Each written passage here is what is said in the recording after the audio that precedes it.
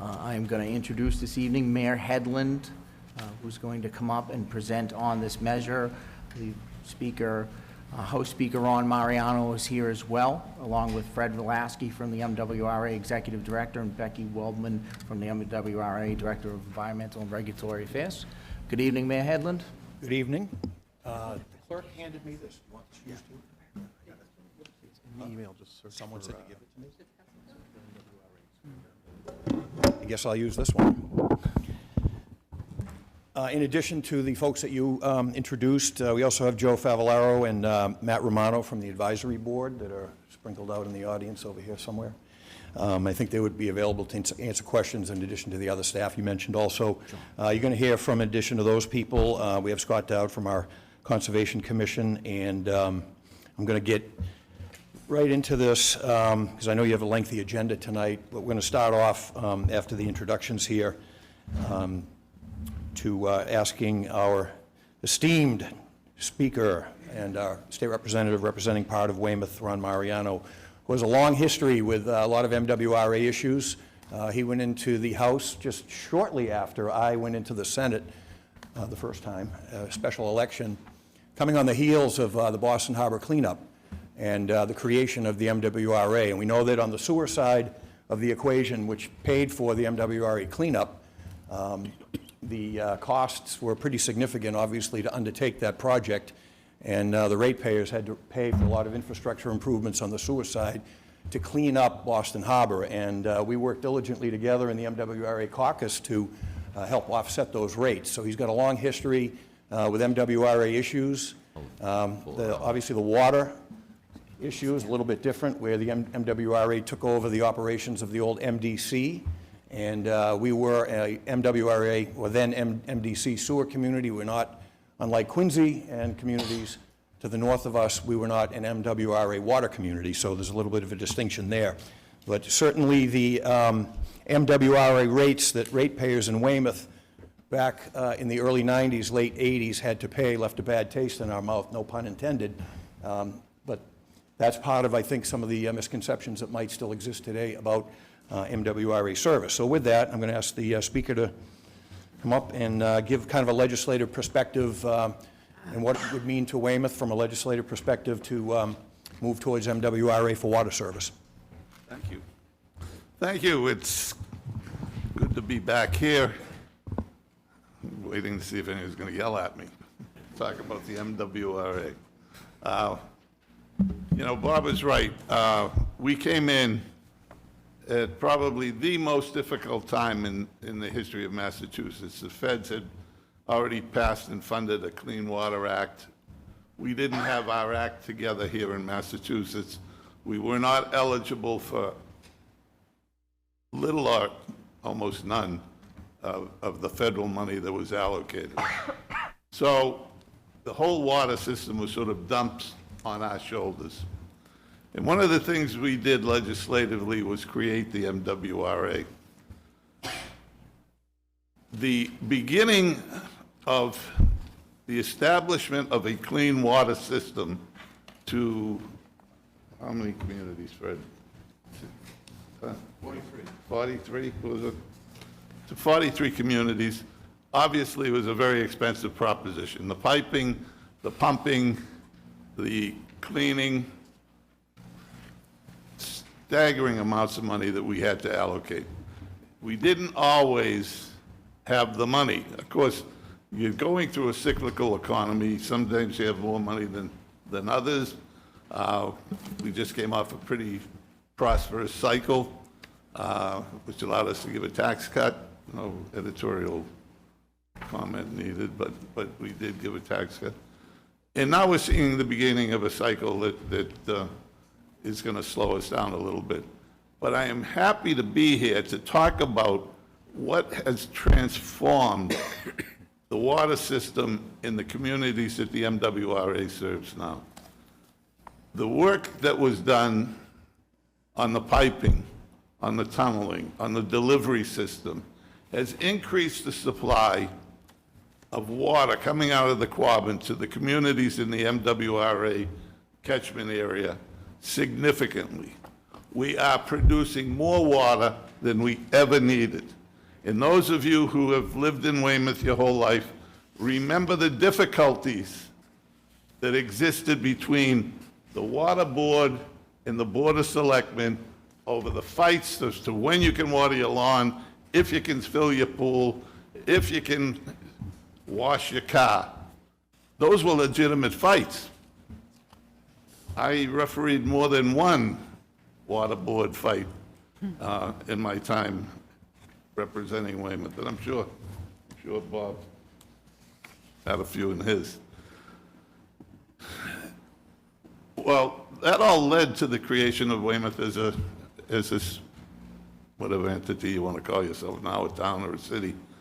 But we're in a situation now where the MWRA produces more water than it needs. And if truth be told, they can't use it all. So that brought some changes in the way we apportioned water, in the way we distributed it. And it allowed a bit of a change. And where's Joe Favaloro's right there. Joe represents all the communities that have a water system in the MWRA. And it was his job to watch the bottom line. And it was always very difficult to get anything by Joe because his only concern is the ratepayers. The only concern. It's the reason for his existence. He's there, he has input, but it's only on behalf of the ratepayers. Working with Fred Lasky, they've developed quite a team that runs a system that's efficient, has gotten all the leaks closed, has increased the supply of water, and it's clean water. It's won awards, I don't know how many years. It's won awards. I keep getting the thing in the mail that they win an award. So the water is clean, it's tested, there's no PFAS, there's no problems with it. They run an efficient, clean system. And we're here today, and I'm here today, having just tried to do an economic development bill 2 years ago, and running into problems south of Weymouth. I represent Holbrook, and I represent Weymouth and Quincy. Quincy's already a water and sewer community with the MWRA. Our rates have been stable. Our rate increases are minimal. So I can say honestly that I've lived the MWRA experience in my own pocketbook, and I know that we are paying rates that are competitive with any rate in and around Boston. It's certainly better than any rate south of Boston, or south of us here today. I wrestled with the water situation in Holbrook, tried to get them to see the benefit of supporting a connection with the MWRA. Try to convince my friend, the former mayor of Braintree, that this was a wise move. Instead, they've embarked on a plan to put a water purification treatment in amongst two towns, which is now about double the cost, and they still haven't put a shovel in the ground after, I think, almost 2.5 years of planning. See, building these things isn't easy. But tapping into an existing plan that's successful and has an excess capacity, to me, is a no-brainer. And it's important for the region. And that's why I'm here. You know, we forget the project. That was the initial reason to look at bringing in water from the MWRA. But now I look at it as an economic development tool for all of the South Shore. You've got Brockton under a consent decree. You've got Hingham they've tried desalinization, they've tried everything. This is clean water that has an opportunity to change development south of where we are today, all the way down to probably the beginning of the Cape. By securing a steady, clean source of water. And that's something that I'm very passionate about. Having worked on this beginning almost, I don't even want to tell you, almost 30 years ago, when I walked over the bridge to represent Weymouth. It has been a challenge. And the challenge is something I understand, because I did get those rate increases at the beginning when it was even before Fred was, I'll give Fred the benefit of the doubt. He wasn't the director then. But we were having increases. We were having double-digit increases. But we haven't had double-digit increases probably in 20 years. And that's because of the efficiency of the management team that they've put together and the efficiency of the job that they have done, taking out the infiltration, closing the leaks, expanding piping when it's needed, replacing piping when it's needed. They're a first-class operator of a first-class system. And I'm here to sort of broaden the scope of the discussion here, because I think the opportunity to change the area in which we live is at hand. And I think it's pretty important that we recognize the opportunity that's in front of us. We take this time to think it through, to think about, look at the price trend on the cost of water in the MWRA for the last 10 years. Compare it to towns south of us.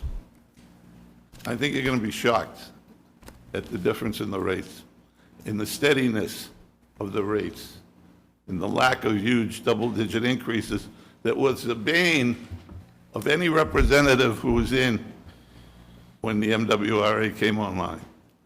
So with that, I think unless someone has a question of me, that will about do me for now. Thank you, Mr. Speaker. I may have some questions later on in the evening after the presentation for you, but I don't know if you... Fair enough. So I'll Fair wait for the enough. presentation. Okay. I might have a couple for you at the end. Thank you. Thank you.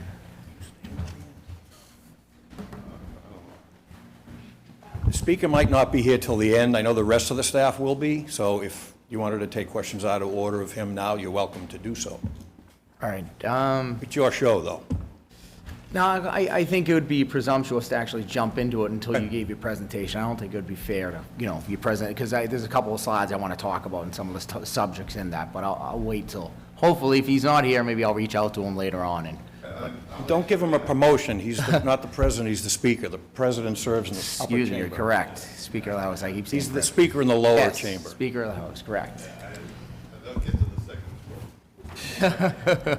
So in Thank you, addition Speaker to the Murray. staff that was mentioned earlier, Mr. President, through you, internally on the town staff that's available here tonight to answer questions, the Chief of Staff, obviously Ted Langelblub, along with the Planning Department, Ken and Cannell, DPW Director Dave Tower, DPW Business Manager, and Braden Marat from DPW. He's our facilities engineer. I'm going to kick things over right away to Chief of Staff Langell. He has been heading up the MWRA working group that has had a lot of interaction with MWRA staff here and has been hard at work over the last year compiling information, data, and trying to figure out how we navigate the MWRA application process that we're here to talk to you tonight about. Thank you, Mr. Mayor. Good thing I have a handout because I cannot read that screen. We're far away. So we have been at this for some time now. We started our discussions, and you'll see a timeline a little later, in 2021, just to get a full understanding of what was involved in our decision points and what it meant for the community. And we strongly believe this is a decision now about more than just water. We think this is the decision that is going to impact Weymouth's future. This is a decision about housing, economic development, and fiscal stability. This is a decision about sustaining and continuing the progress we have made over the last 8 years. This is about funding our schools, public safety, and other core services. This is about quality of life and access to quality amenities in Weymouth. This is also about environmental protection and preservation that you'll hear more about later. And this is about leaving a better Weymouth for future generations. And this is definitely a generational opportunity. The progress that this town has made over the last 8 years stems from our revenue growth. And as you know, when we visit the budget, cities and towns are limited on the ways we can grow revenue to support and advance town services and make the progress that we've made. There's three areas that a community can increase its tax levy, which is the biggest revenue source that we have. The other two sources being local receipts and state aid. So the tax levy can be increased. It is increased automatically by the 2.5%. That is the threshold set by Prop 2.5. New growth, we are able to increase our levy limit each year to reflect the new value in the tax base from new and redevelopment and other value that's not from revaluation. Or we could, there's an override. A community can permanently increase its levy limit by successfully voting for an override. The way we've made the progress the last several years is through new growth. Under Mayor Hedlund and after careful deliberation with our planning department and town council, Weymouth made the decision to create measured redevelopment opportunity in Weymouth, including through zoning that would create new growth in our tax base as well as stimulate our local economy and other additional revenues such as local receipts and building, which are building permit fees. We amended zoning with a focus on revitalizing our blighted and stagnant commercial corridors and village centers. The goal was to do so in a balanced way that minimized the negative impacts to our community while raising the standard of living for our residents. And opportunities became too popular with some developers. We worked with town council to amend and have better control over that growth. When we look at the impacts of that decision over the last few years, this is playing tricks on me.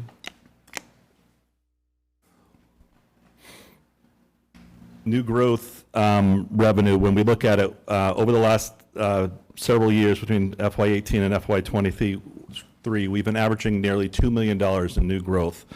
Before that, the town average was around $760,000. So over $1.2 million in additional new growth has come in over the last 8 years.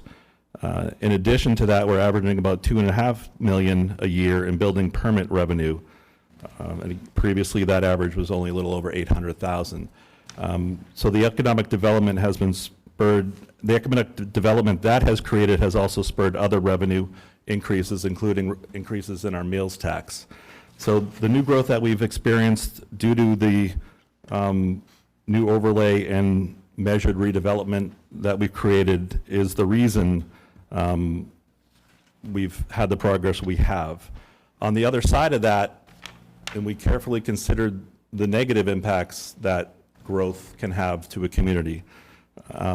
And the three big ones that everyone looks for in new growth is increase in school population, the students, increase in traffic, and of course, increase in our water use.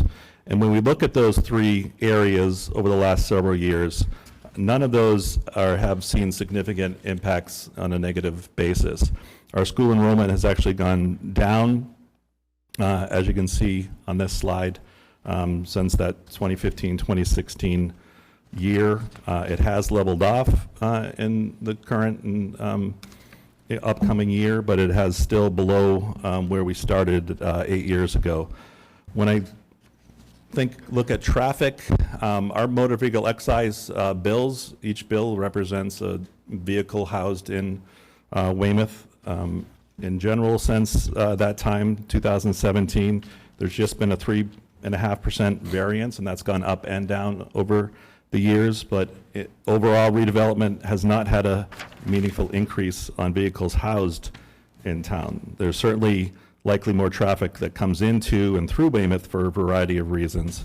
But even that helps our local economy when people are coming to visit our new fields and such, or coming to their new job. They'll spend money in town. And then when we look at water use, we have about 735 new units online over this period. They've only averaged just under 48,000 gallons per day over the last 12 months. That's under 1% of our total registered and permitted limit. And again, this goes back to the carefulness that we created the overlay zoning and new zoning. And the projects that we've created, the average is just 1.33 bedrooms per unit. So it's not a lot of people moving into these new units that have been created with the redevelopment.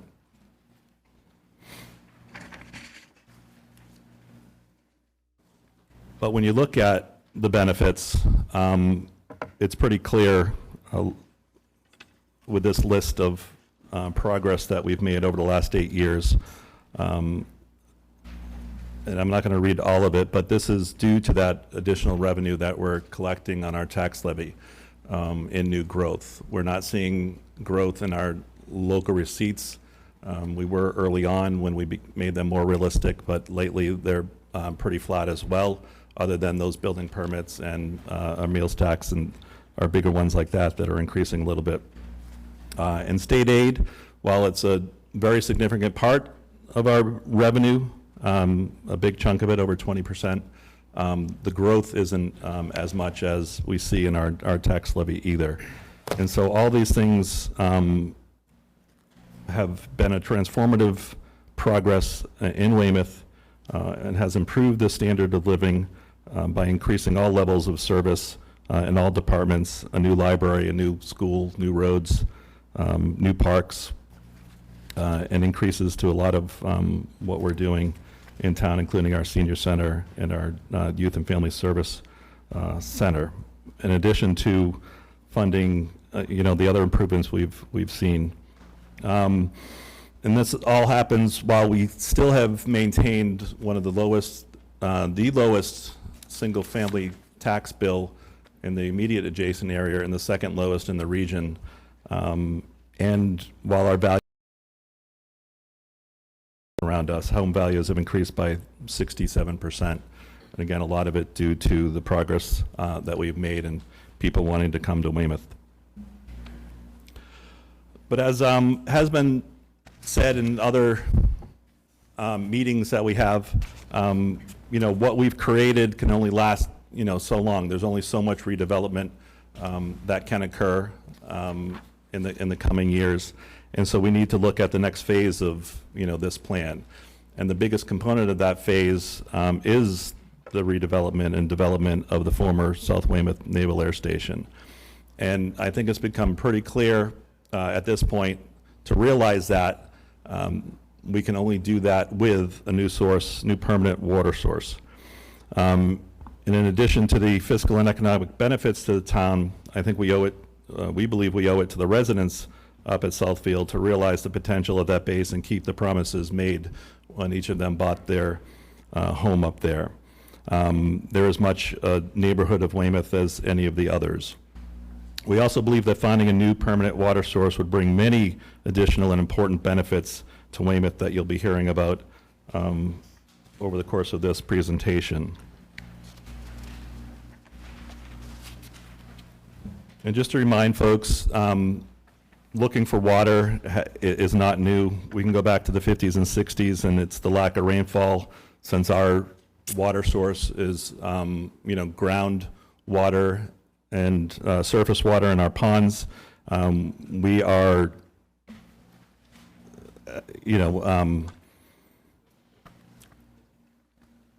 I'll go on to the next slide, sorry.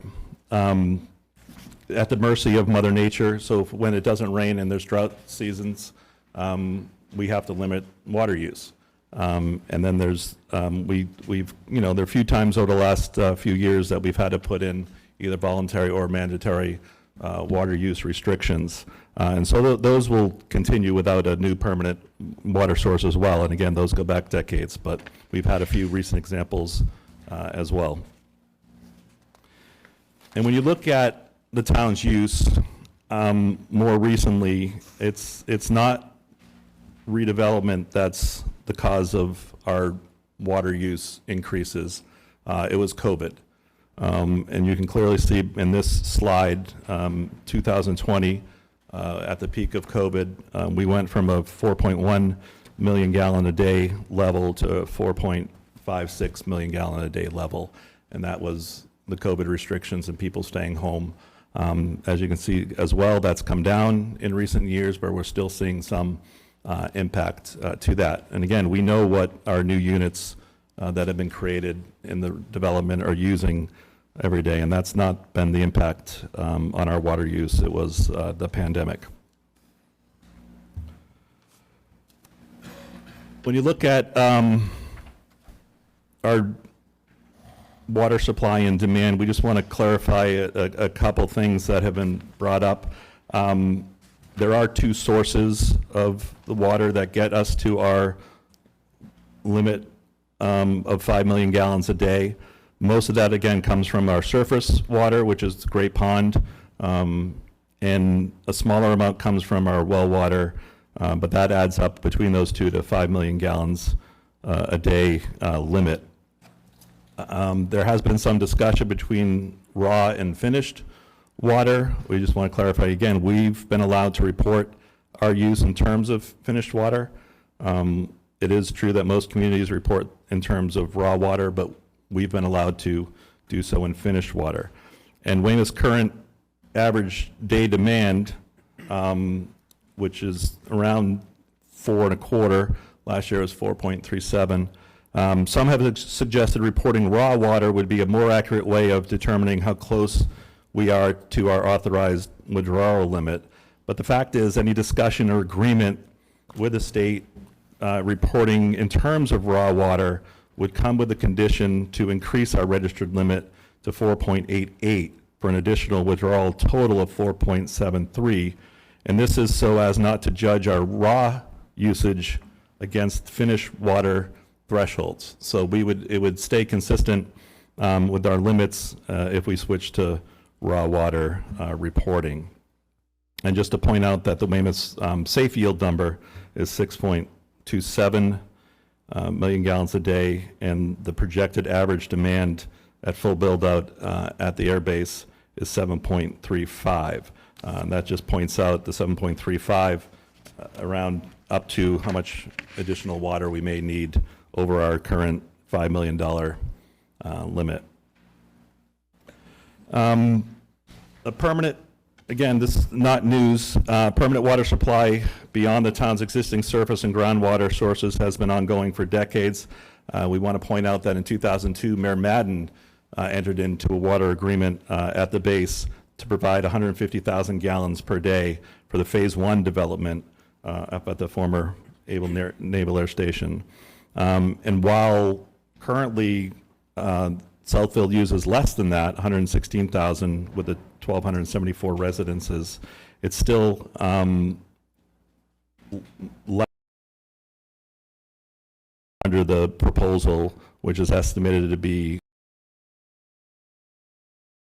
So again, just reiterating the, even though we're not close to using what has been agreed to in interim water agreements since Mayor Madden.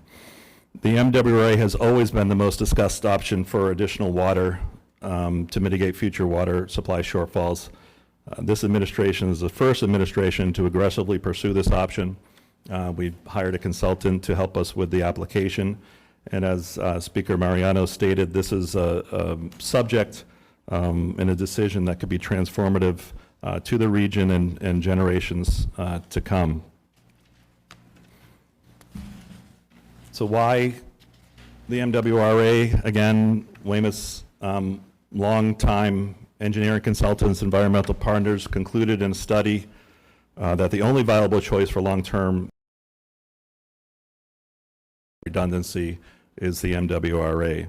The MWRA itself conducted a 2022 study to evaluate wastewater and wastewater expansion to South Shore communities, including Weymouth and Southfield. The study noted that the MWRA has approximately 100 million gallons a day of additional water supply. I will clarify, that's not on, it's on the new slide, but not on the presentation that was handed out, that of that 100 million gallons a day, they do have some set aside for existing communities within the MWRA, so it would be 51 million gallons a day available to new customers, which again is still much more than we would need in Weymouth and Southfield. And the entire South Shore area that was studied for that matter. So the bottom line is MWRA water is available a few miles away, and we just need to build the infrastructure to get it to Weymouth. And as the speaker mentioned, once it's in Weymouth, we anticipate it expanding beyond that. And with that, I'm going to turn it back to the mayor and Director Lasky to go over some more of the benefits of the MWRA. So I'm going to ask Fred to come up and join me, and I'll hand things off in a moment, but I just want to pick up where Ted left off. We want to summarize on the slide that's in front of you, just a summary really of the benefits of joining MWRA from our perspective.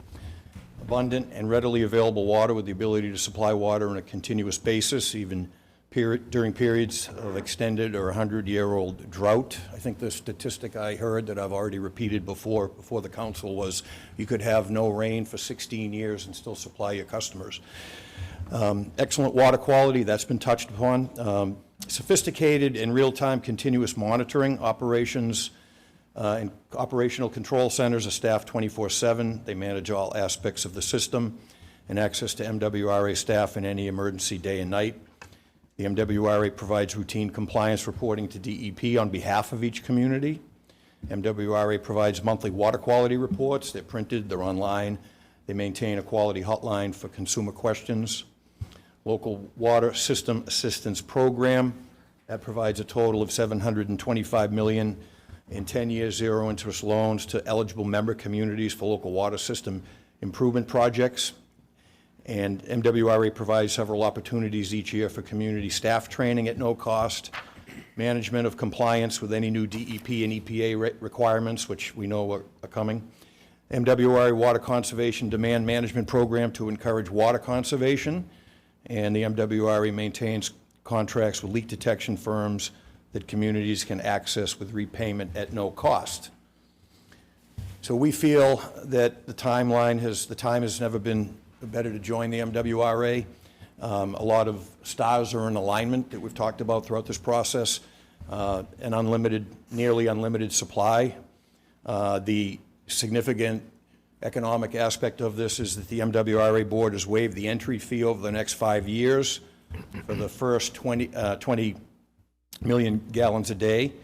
At 6 MGD, that would be a savings to Weymouth ratepayers of $25,247,000. There is a strong existing relationship with MWRA officials and staff, and we appreciate the legislative support that we've had on this matter, and I would expect that would continue. The assistance that was provided to the MWRA to do some of the analysis at looking at routes and a feasibility for a pipeline to get to us and the South Shore was extremely helpful to kickstart this process. Retiring debt service gives us the ability to fund system improvements with less impact. Competent partners and the new master developers, we've seen their presentations, and with realistic and flexible development plan, we know that that can be of great economic importance to Weymouth. And regional support from other South Shore communities looking at MWRA could be an opportunity for Weymouth if we have the ability to sell or wheel water south of us. And of course, positive environmental impacts that we're going to talk a little more on later of joining MWRA, certainly less stress on our areas, natural resources, and huge impact to not only Great Pond, but especially Whitman's Pond and restoring health to Whitman's Pond and the Mill River and other contributory bodies that we have that are impacted by our use domestically of our water. So with that, I want to introduce Fred Lasky. He's someone I met when I first went up to the State House some time ago. He was a important legislative staffer that moved up to the administration. I think you were Administration and Finance. Yep, Secretary. And then the MWRA needed a new executive director. They discovered Fred a great amount of years ago now, who's done a great job. And I think I have told this story in a public forum before, but when the MWRA was doing some sewer improvements that were beneficial to Weymouth with the Mill Cove Intercept project, many of you remember. I know Councilor DeFazio, you would remember that. And there was a tunnel boring effort that went from basically Idlewell to North Weymouth and out to Nut Island. And at one point in time, and I can't remember the exact year, but the tunnel boring machine got stuck on Calpine property. And it was a very extensive effort to extract the tunnel boring machine that was stuck and caused a lot of disruption in North Weymouth. And as the senator, I got a lot of constituent calls. And finally, I went up and visited personally a woman's home on Manadequate Road that was impacted. And I was sitting in her living room. She was explaining it to me. And then all of a sudden, the ground started shaking and the lamp almost fell off onto the floor. And I got to see firsthand that she was not a hypochondriac. I decided to call the director directly from her living room. He picked up the phone. It was quiet at that point. I was explaining to him the problem, and all of a sudden the machine kicked up again. And he said, "What's that noise in the background?" I said, "That's your tunnel boring machine." That is a true story. He said, "I'll be there tomorrow morning." We had I think we had one cracked pool liner in the area, some foundation issues, and the MWRA was on it. No bureaucratic delay whatsoever. They took care of all the problems in that neighborhood. So with that, Fred Lasky, who just wanted you to see, he's not the old face of the MWRA when activists in North Weymouth took it upon themselves to hang an effigy of Paul Levy from a street pole. Councilor Shanahan might have been very young then, but he may remember it. So it's a different mood in terms of the cooperation that this town has received from MWRA since the early days that Representative Mariano talked about. Fred Lasky. Thank you, Mayor. I'm not sure where to start and where to end. Maybe I'll just say ditto and sit down. I'd be remiss if I didn't just thank Speaker Mariano for his leadership and his steady hand over the years in the cleanup of Boston Harbor and the improvements to the water system. He was the chairman of our legislative caucus and really drove a lot of the policies and a lot of successes that the authority has undergone over the years. So I just want to thank you publicly for that. I never had a chance to do such a thing, but thank you. 1984, 1985, the Commonwealth of Massachusetts was sued because they're in violation of the Clean Water Act. The dirtiest harbor in the country, just a mess.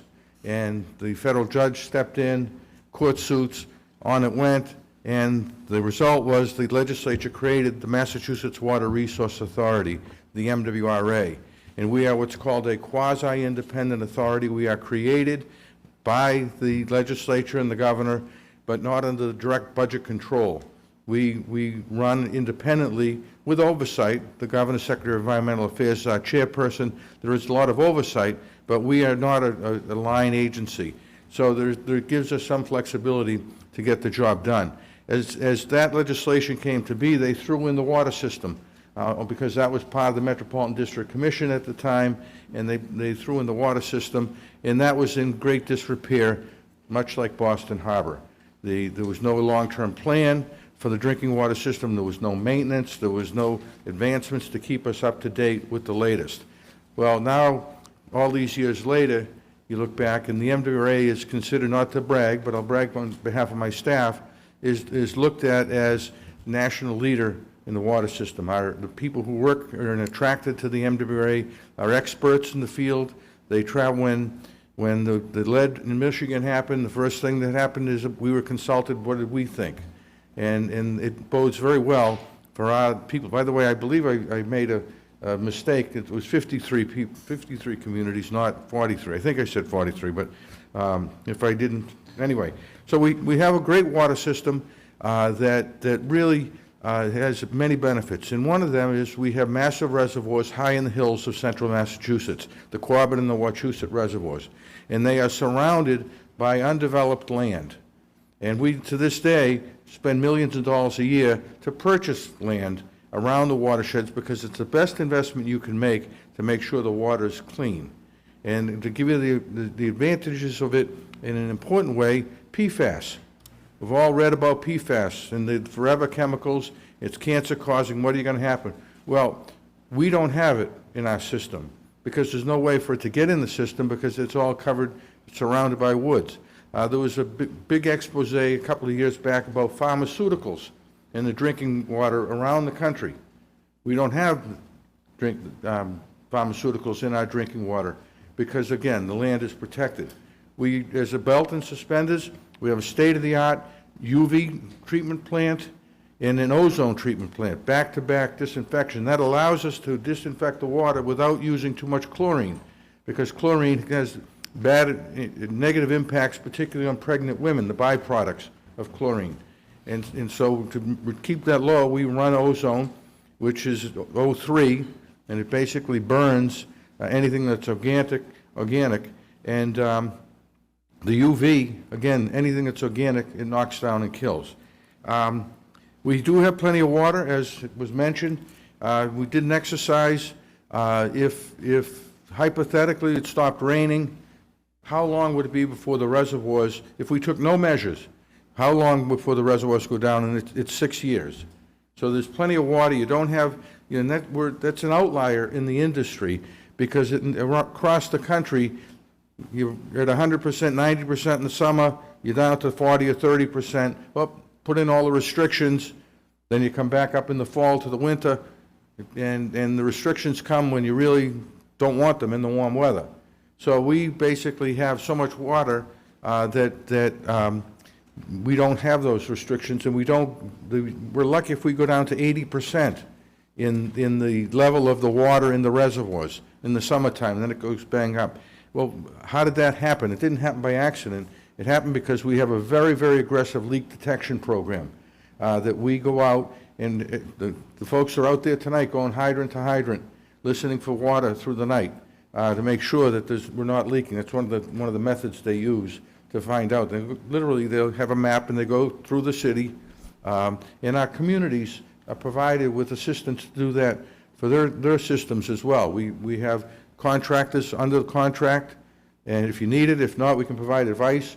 And so we do have a very heavy effort on conservation, and that's why we have that extra $100 million that the mayor mentioned going forward. When the authority was created in the mid-1980s, they delivered 340 million gallons a day into the city, 340 million gallons.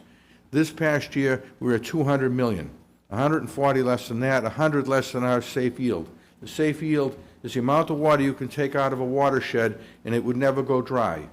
So ours is 300 million. Right now we're about 290 million.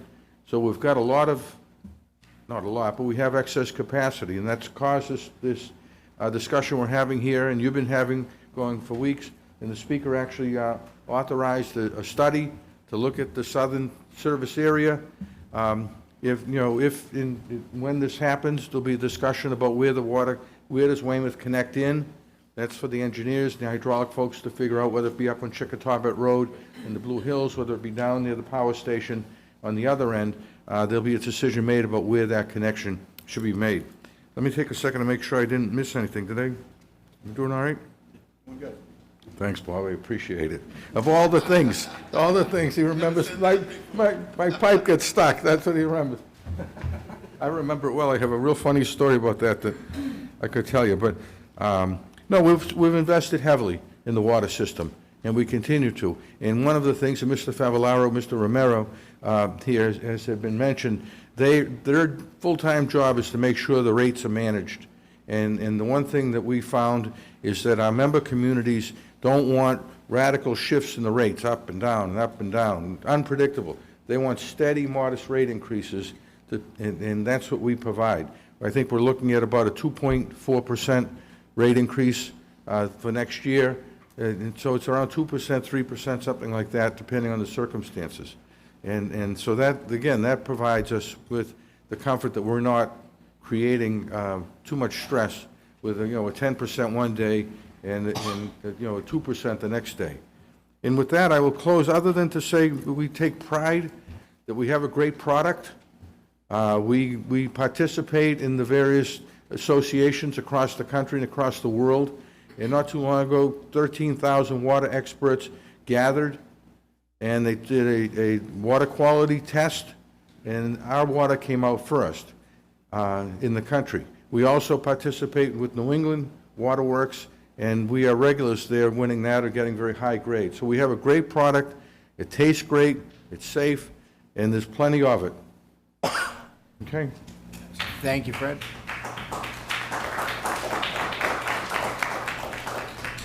One of the things we wanted to try to address tonight was the issue of unaccounted water. There's been a lot of discussion on that. It's become a hot topic, and I think our Director of Department of Public Works, Ken Cannell, is going to handle the next couple of slides on that.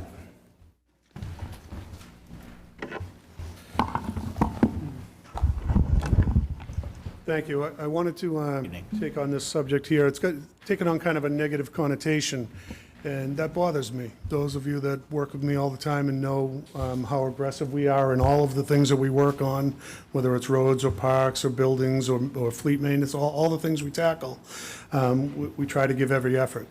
The water system's no different. We're just as aggressive in that aspect as any. We had to deal with possibly could and had a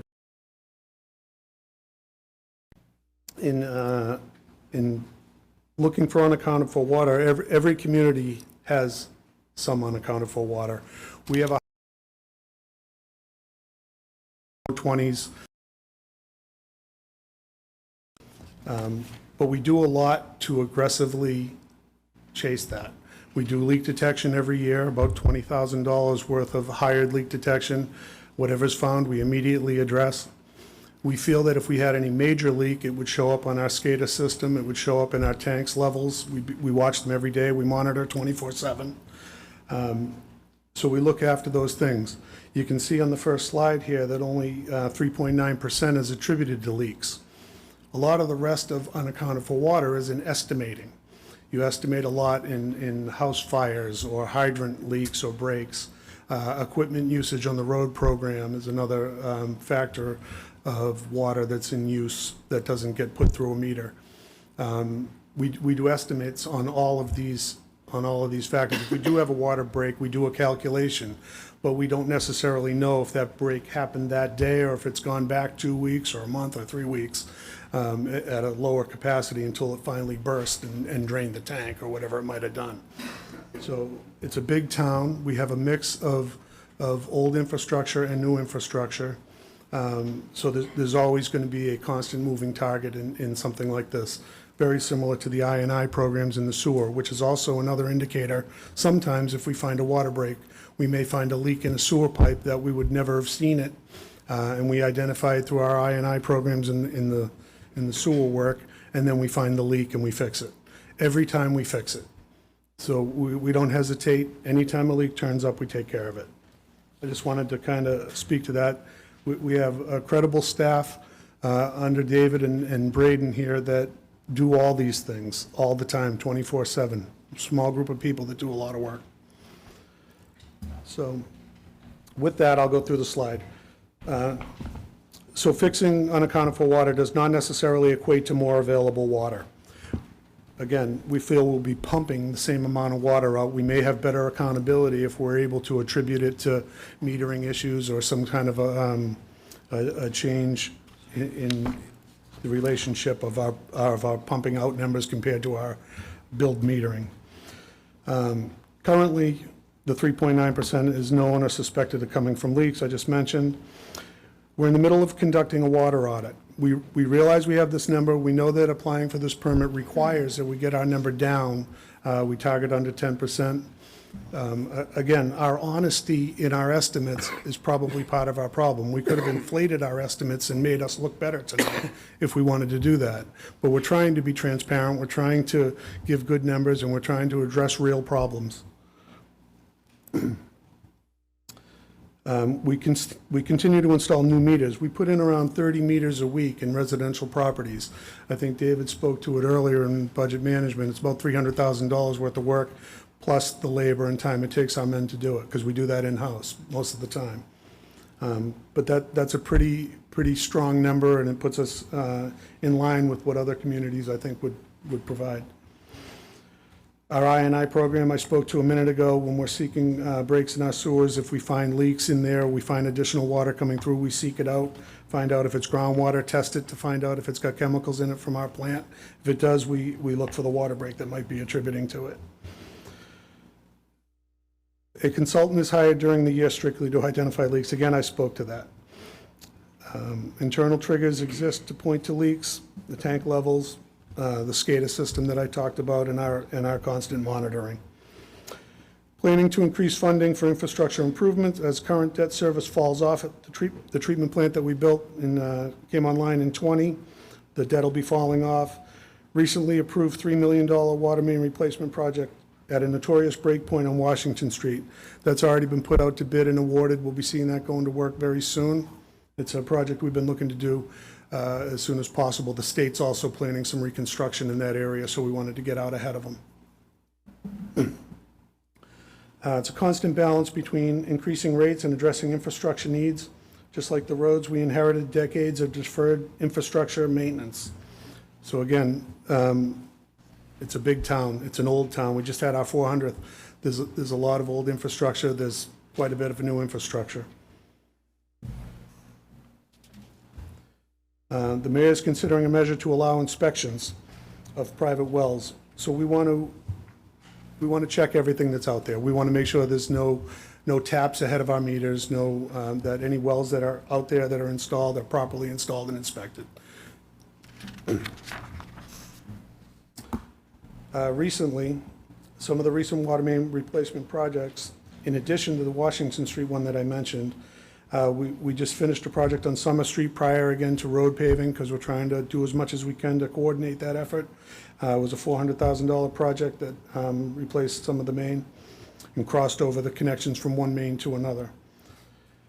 Barber Road and Nelson Road, we did the entire lengths of those streets, and we intend to come in with road construction following that, but it was $600,000 replacing the water mains on both of those roads. It was an old asbestos cement transite type pipe, so it was a good pipe to replace. Route 18 work, we were non-participating. We brought the water main over the new bridge, so we invested in that as well to make sure it kept up to date out on Route 18 and we wouldn't have any breaks as a result of the new bridge construction over the railroad. Stanley Road and King Cove Road are two examples of water mains we replaced down in North Weymouth. Columbia Square project is incorporating several improvements, particularly at the intersections. We're redoing the gates and the intersection pipelines to make sure we don't have a problem there after the road's reconstructed, and that near $10 million project, I believe. We spent over $1 million in CDBG funding a few years ago to do mains on Sundon Road, Clausen Road, and Erickson Road, which was a nice improvement, and all those areas were completely reconstructed afterwards as well. On the sewer infrastructure side, $2.5 million for ongoing infiltration and inflow work and reconstruction of some of the sewer system problems that we have, but again, helps identify some of the I&I. And another $1.5 million on other station improvements and upgrades that we needed in some of our, we have, I think, 28 stations. $3 million in sewer repairs and replacements on Bridge Street, East Street, and Wharf Street, all a result of old pipe, cast iron corrosion, very similar to what people might have seen in Plymouth, where they just replaced almost their entire line through town. It's the era that the pipes were used. It was the best pipe thought to be used at the time. A lot's been learned since then. Regular deterioration and gases have been attributed to part of the problems, and the wrong size pipes in some cases. These ones here were on force mains, which added to the problems, is where a force main dumped into a gravity main, and it was in a slope on a hill, and all of those things put together are kind of bad news. On Bridge Street, it was a 40-foot drop in a cast iron pipe that eroded away, and that was kind of a difficult project that we had to take on in a hurry. $500,000 in engineering for a $6.9 million lower interceptor sewer interceptor improvement project. So it's the other side of the project I believe the mayor was speaking to earlier. We're going to try to take it to the railroad this year, and then it's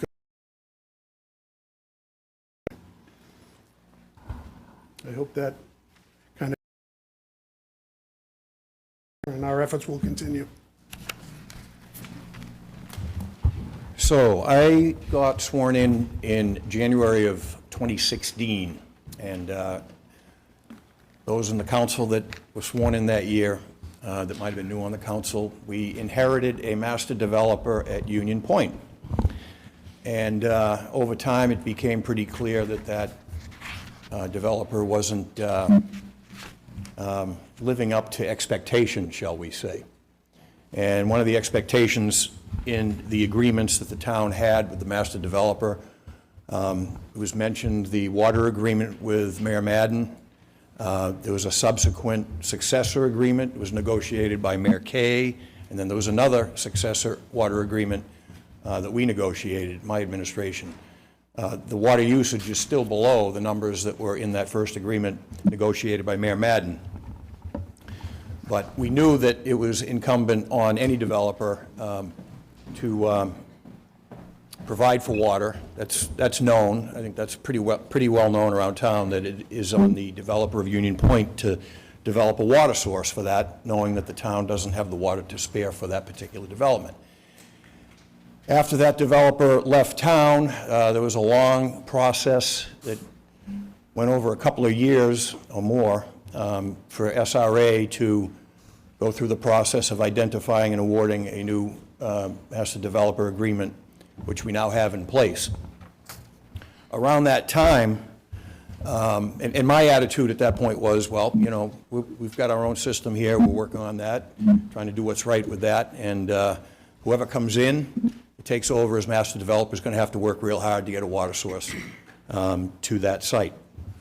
One of the things that occurred, and when it started to crystallize for myself and others in the administration to maybe take a bigger view on this, was the waiving of the fee, some of the things we talked about. But for me personally, the day that the stars all sort of went in alignment was the day that we opened up and christened the new flood control gate behind Nico's and Jackson Square that had been failing for 30 to 40 years and was responsible for a significant amount of herring kills.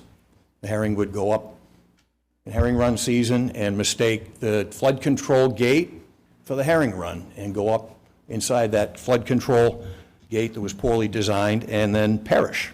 I don't know, I know our warden is here and he could estimate maybe over the 40 years how many herring perished as a result of that faulty system. So after 40 years of inaction, we finally got that repaired. It was a complicated project. It worked out very well. And there was a big ceremony. State officials came down, and they weren't there with money, but they were there to celebrate. And were applauding us for the great work that was going to do for the habitat and the species. We had people from fisheries, we had people from various state departments. I became aware that day, I wasn't even aware of it, when I left the Senate, subsequent to my departure from the Senate, there was a new department-level entity created within Environmental Affairs, and I'm going to have the name wrong on this, but resource, can MWRA guys help me out? Ron, can you? Anyway, a new focused on habitat restoration, conservation. And around that time,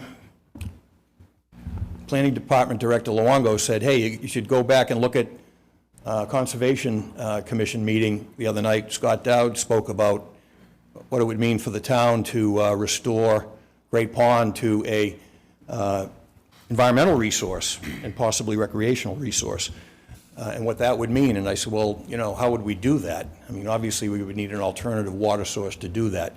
Those things came together all in the same week, and we decided that we would take a bigger picture look.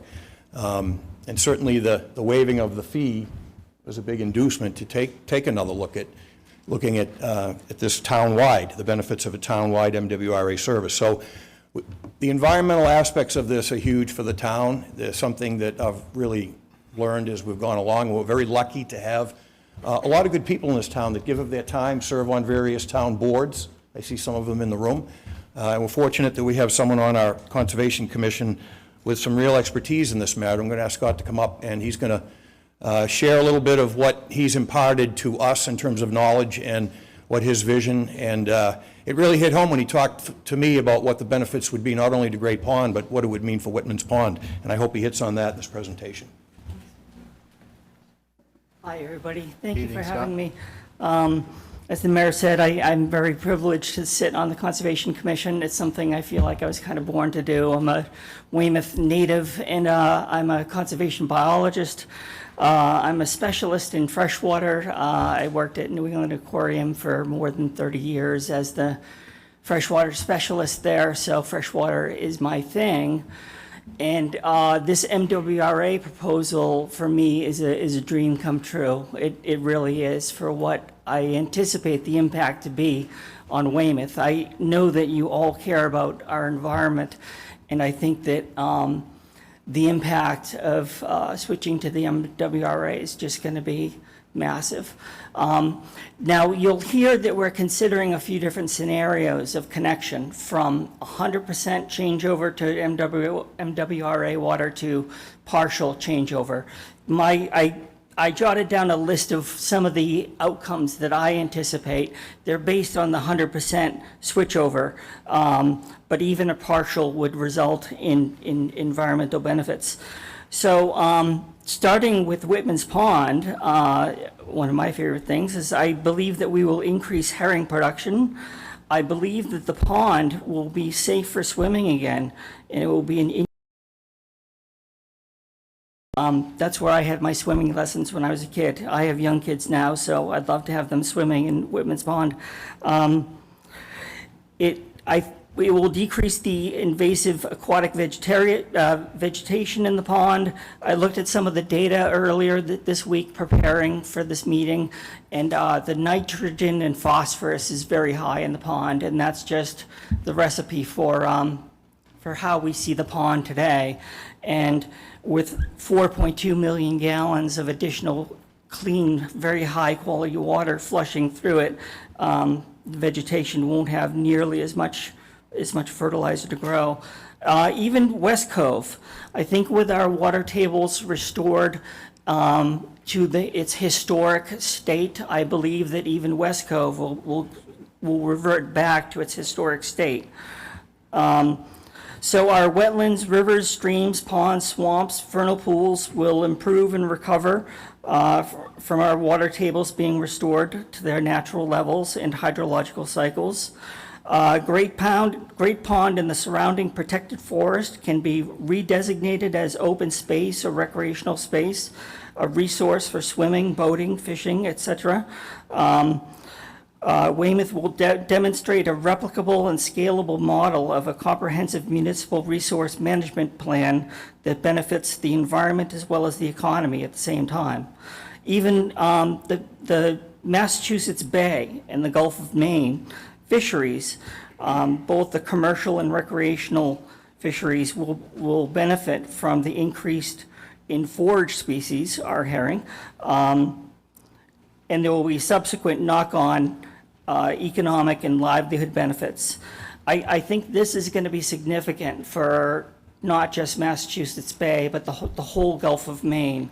I think that in Massachusetts, we're going to see Gloucester and New Bedford really benefit a lot by Weymouth's choices in our stewardship of the run. We aren't really a fishing town, and but we do cherish the run. We don't benefit directly from it. Other communities do benefit from it. So I'm hoping that impact in the Gulf of Maine and the economy can somehow come back to Weymouth, but that's going to take some creative thinking. But thank you for your time, and I'm happy to discuss this further. Thank you, Scott. Thank you, Scott. I don't know, maybe we put a toll gate on the herring run before they go up to the Gulf of Maine or something. We've been fortunate to have a good relationship with our principal environmental consulting group, Environmental Partners. I know that, I don't know how long we've been in a partnership with them, but I know at least since our change in the form of government, maybe beyond that. So they've got a great institutional knowledge of all things infrastructure in Weymouth, especially relating to water and sewer. And Ryan Algrove, who is their engineer, and he's one of the principal environmental partners, is going to take the next slide and talk about the application process. It's very detailed. It requires the use of an outside consultant. It's rather expensive, and we know that we're sharing the cost of this with the developers at Union Point. So with that, Ryan, we're going to kick things over to him. Thank you, Mayor. You know, as you can probably imagine, it's not an application in the traditional sense where you just kind of fill out a form. It's a lengthy process, and I'll try to throw the main aspects of it into some buckets here. So first, we need to sort of document how the town runs the system, all the water supply planning that's gone into the system since its inception, the demand management measures that it puts into place, water conservation, you know, addressing the unaccounted for water issue that was already brought up. Because, you know, the MWRA and all the other regulatory agencies, the Department of Conservation and Recreation, the Mass DEP Drinking Water Program, who are all going to, you know, review the application or be part of the review process, they set a pretty high bar for water systems to be able to join the MWRA. So we have to put together a lot of documentation that shows that Weymouth meets those standards. So that's number one, and that's, I'll get into in the next slide, that's sort of the process that we've already begun as part of the town hiring environmental partners. You know, in addition to that, there's the approvals of the legislative bodies that have to happen, you know, including this body and the governor and the legislature of the state.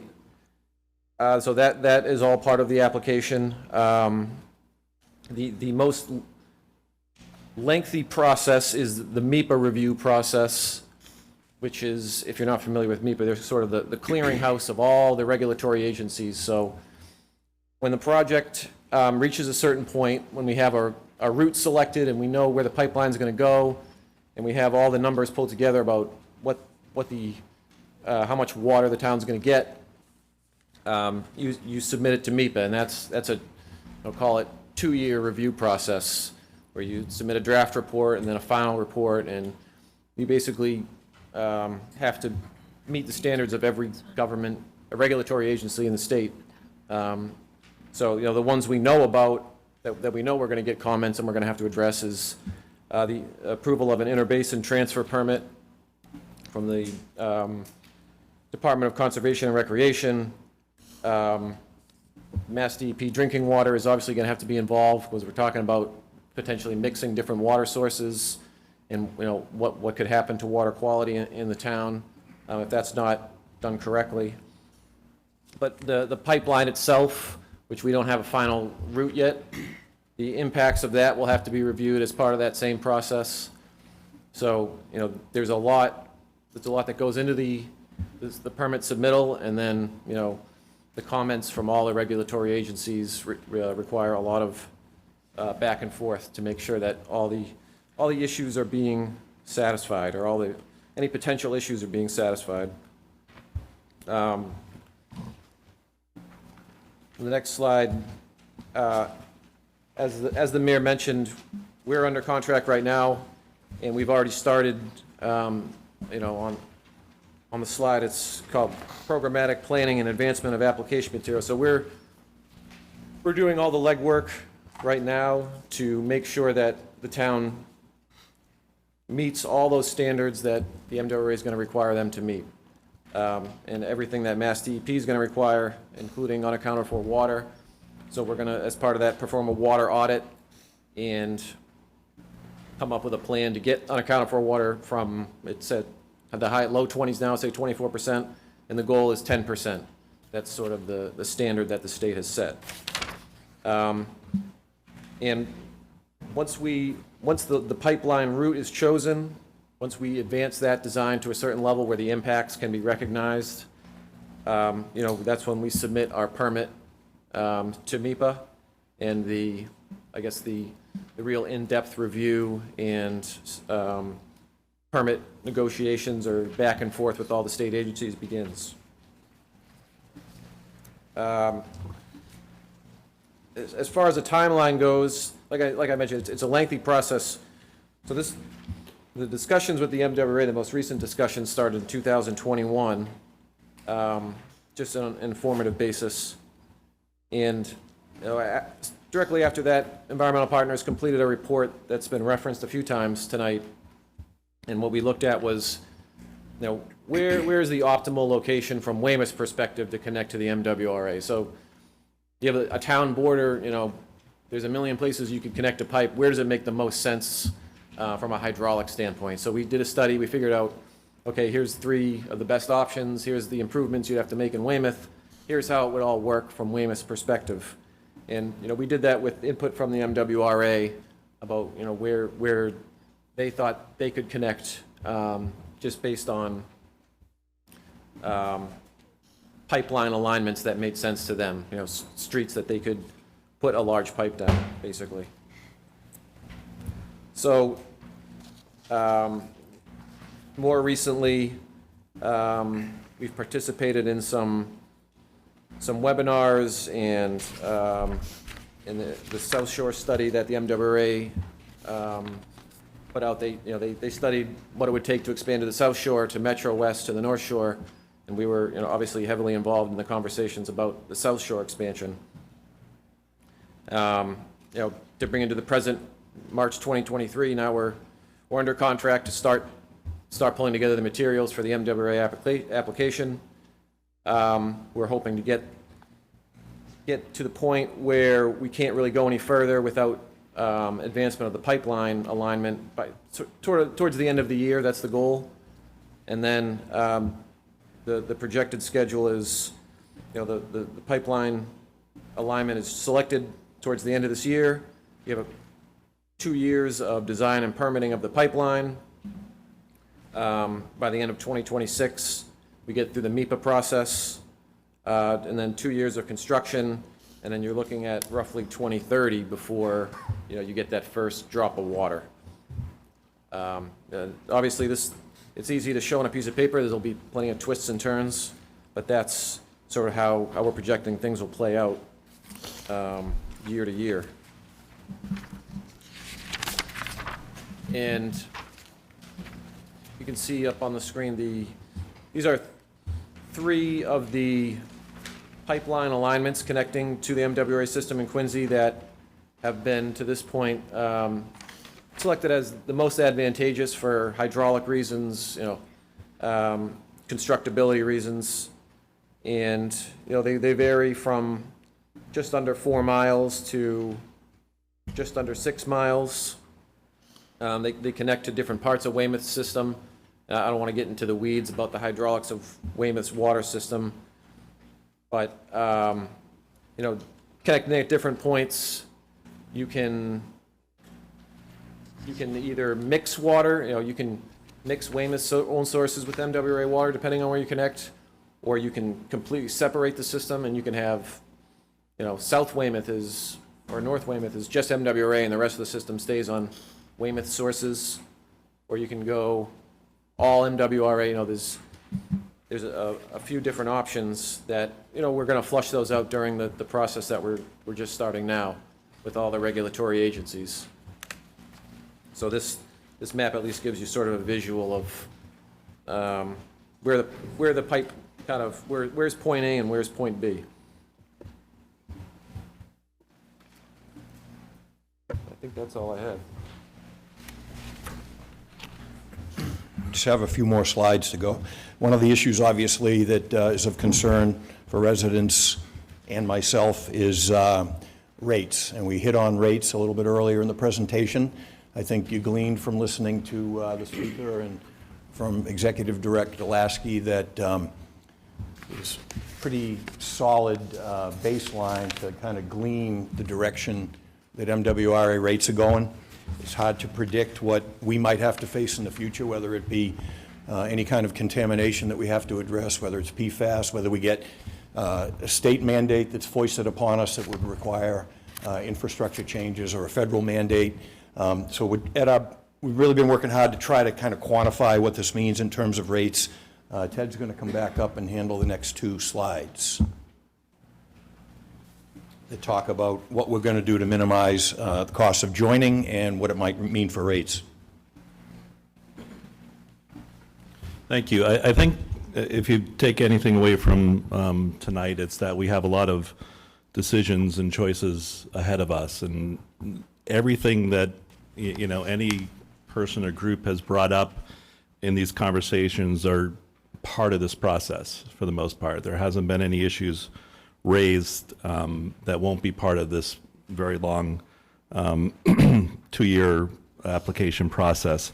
So while we're going through that process and making those decisions, and you've heard a couple different specific ones tonight, the things we're going to be doing to try to minimize the cost of joining the MWRA are listed here. And just to preface it a little more, I think this is how we've approached every project in town over the last 8 years, is finding the way to do it to have the most positive benefit with the minimizing any negative benefit, that usually being cost to the taxpayers, in this case, the ratepayers.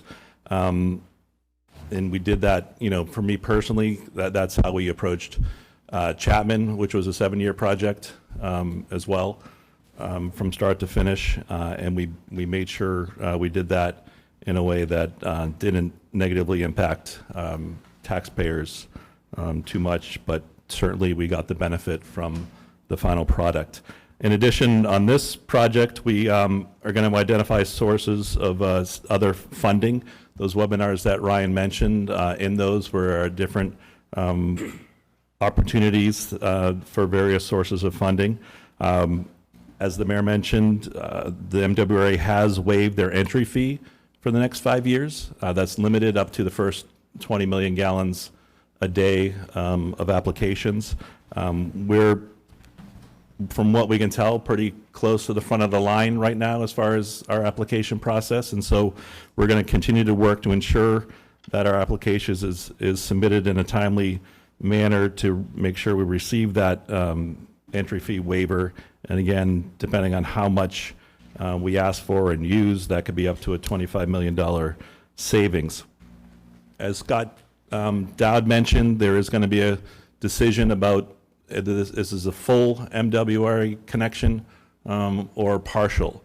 There's certainly all the benefits that him and the mayor mentioned on the environmental front. This says we're leaning toward a partial, but that's not a 90-10. That's only reason I think toward the leaning is on the cost side of stuff right now, as we continue to evaluate the cost benefit analysis of each of these decisions.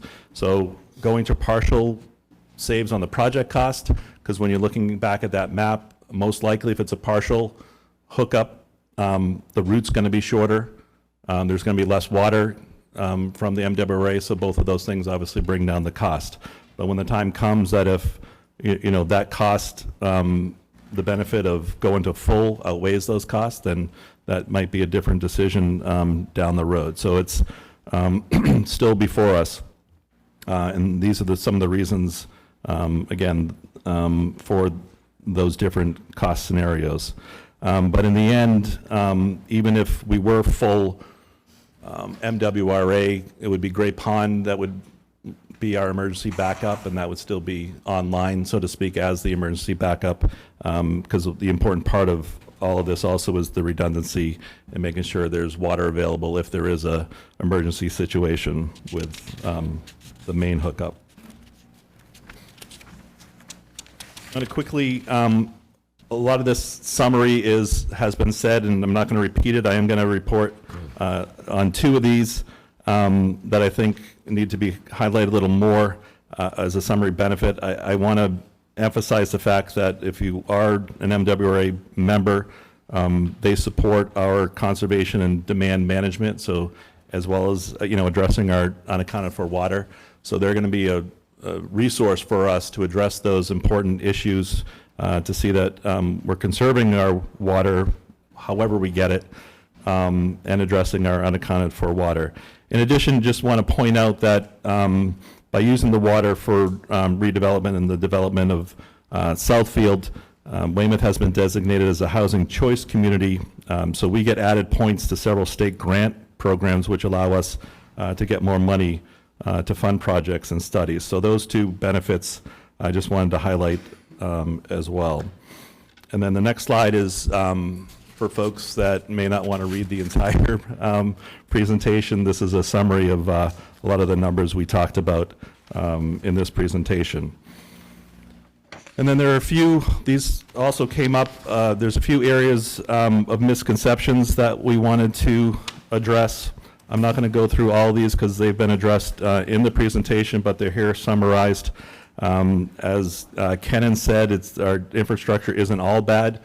We have been making progress and will continue to do so. And joining the MWRA doesn't change the need to improve that infrastructure. We did hear a comment that the council or someone's been asking for long-term plans for this infrastructure improvements. Then none's been pulled forward. I just want to point out that every year we submit a 5-year capital plan to the town council, and that does include water and sewer projects. And the current plan has 14 projects of water sewer at a cost of over $26 million. So that is something we do every year and present it to the town council and submit measures based on that capital improvement plan. We've already talked about unaccounted for water and the reasons for it, and the fact that we're working hard to fix it, and we'll continue to do that, and that fixing it does not necessarily expect us to have a significant amount of additional water available to the town, so also not a reason not to pursue the MWRA. And again, we'll know more at the conclusion of the water audit that is part of this process. We just went over the timeline, so I won't need to go for there. We've always known it's going to be in the area of 6 years, give or take, as you just heard with Ryan and Environmental Partners. We're looking at water flowing to Weymouth by 2030. And then another comment, we've addressed this earlier about the mayor overusing our remaining water supply for hundreds of new growth apartments. Previously in the presentation, I showed the minimal impact water use has had for over the 700 units that are online now that weren't 8 years ago. I do have an added slide. We were working on, this is in the new presentation, we were working on this, and this updated presentation is on the town website as well.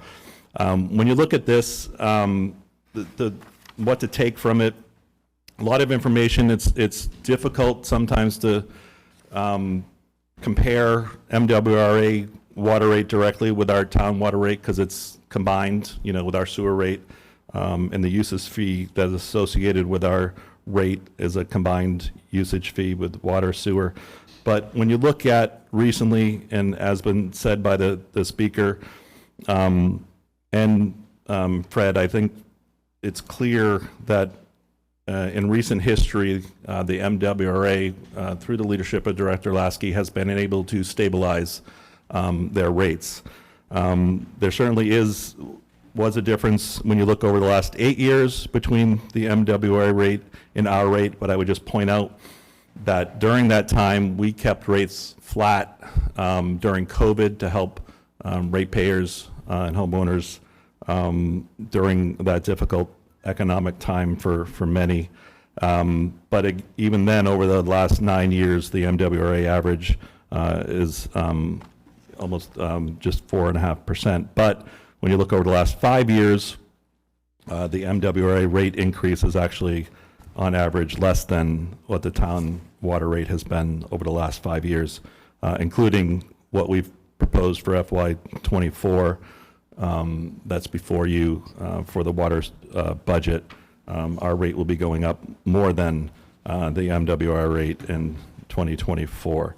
So I'll leave it there with that on the water rates, and then we'll take any questions.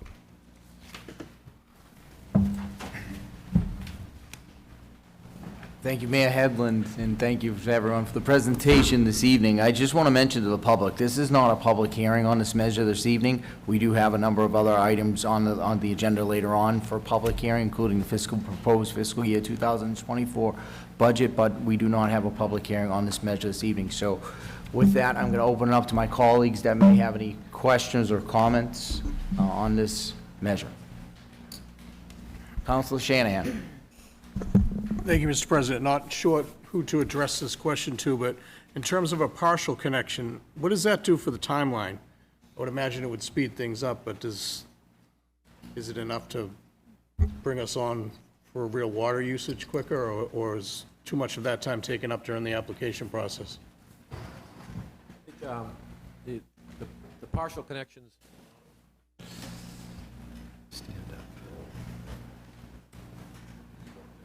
Just go up to the podium now. As far as timeline, the partial connections are generally shorter routes, so the design and permitting is, if you look at it on a linear foot basis, it would be quicker, so I would expect, the MIPA process, the permitting for the interbasin transfer is probably comparable, but design and construction, there would be some time savings, I would expect. If I could, Mr. President? Councilor Shanahan.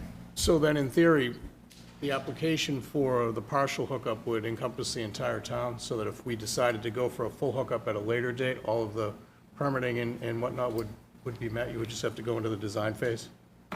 Yeah, I think, the idea is that you wouldn't put a pipeline in for just part of the town. If you're going to go through the effort of putting a pipeline in, you plan for the future of the entire town, because, it would be sort of crazy to not do that.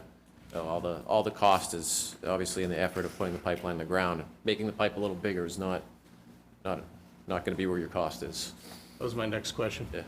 Thank you. Thank you, Mr. President. Thank you, Councilor Shanahan. Councilor Berger. Thank you for that presentation tonight. It was very informative.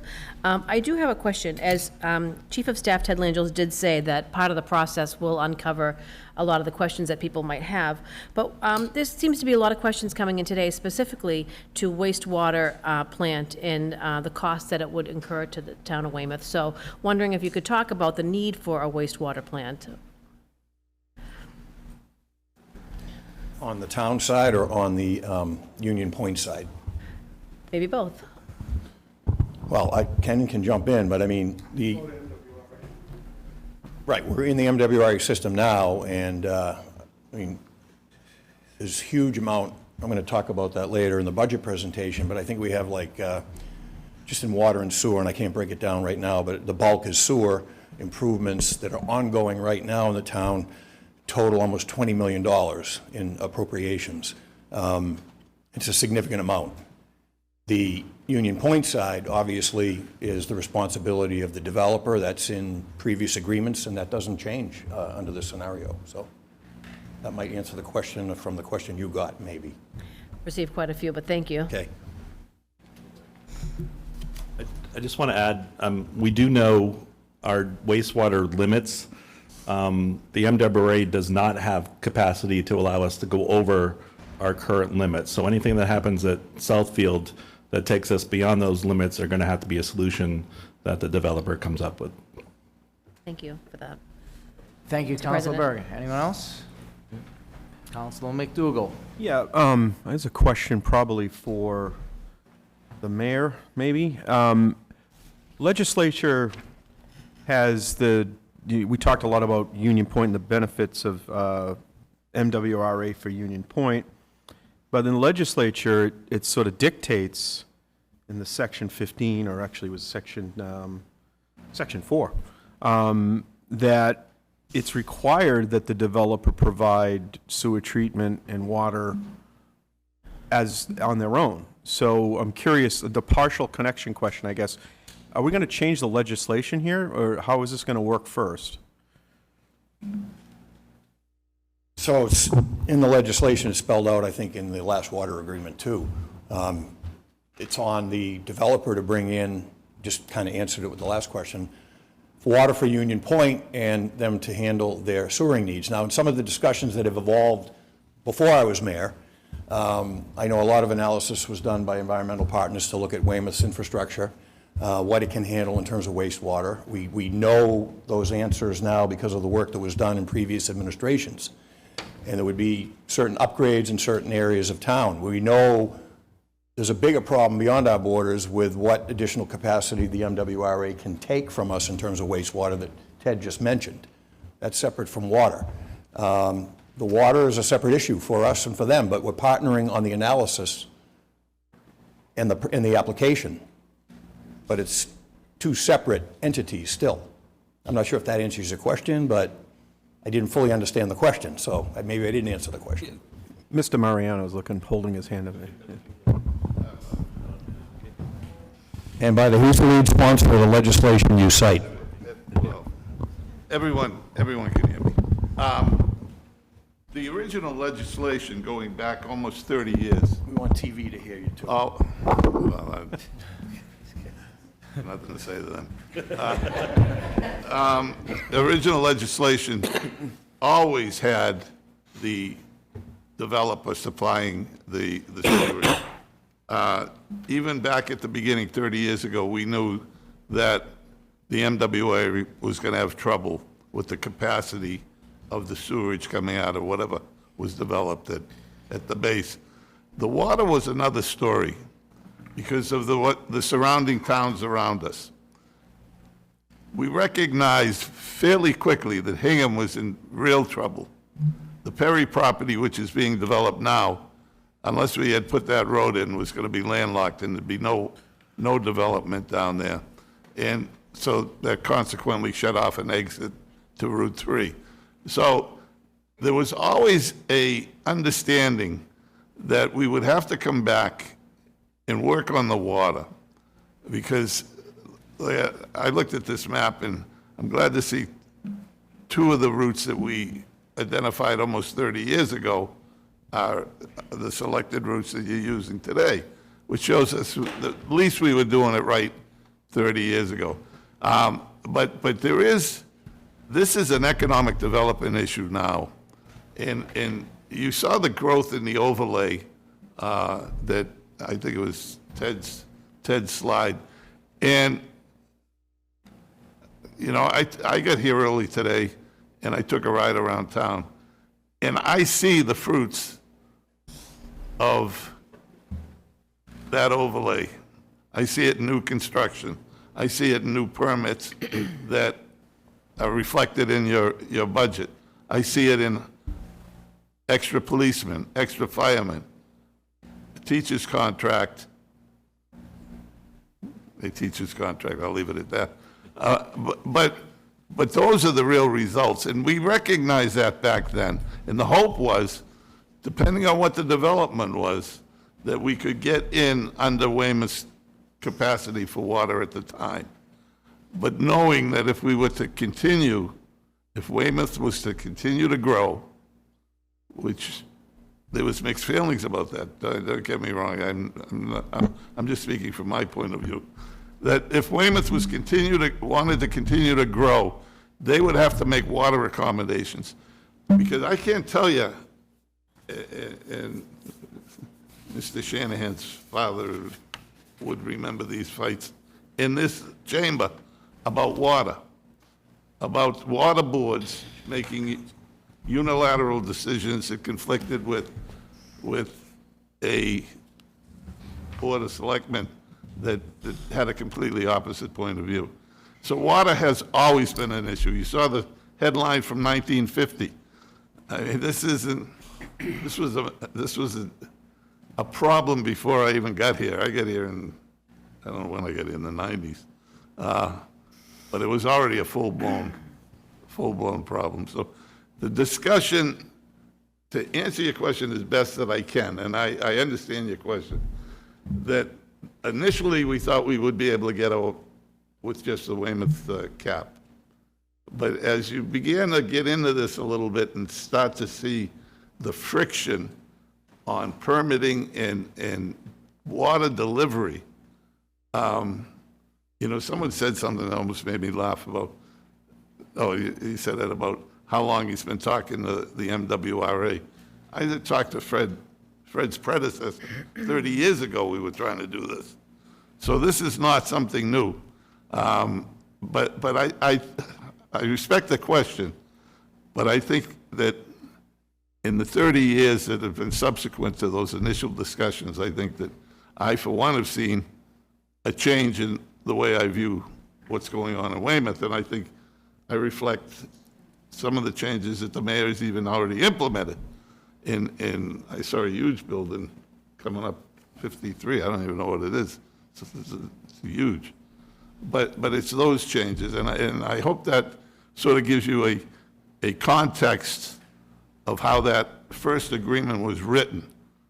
It was written with, okay, we know the sewer, you own the sewer, whoever's going to develop it, we may want to expand the water, and does that help? Yes. It does. Mr. President, one Councilman little bit? Can I just add to that before we go back to you, Gary? Yeah, sure.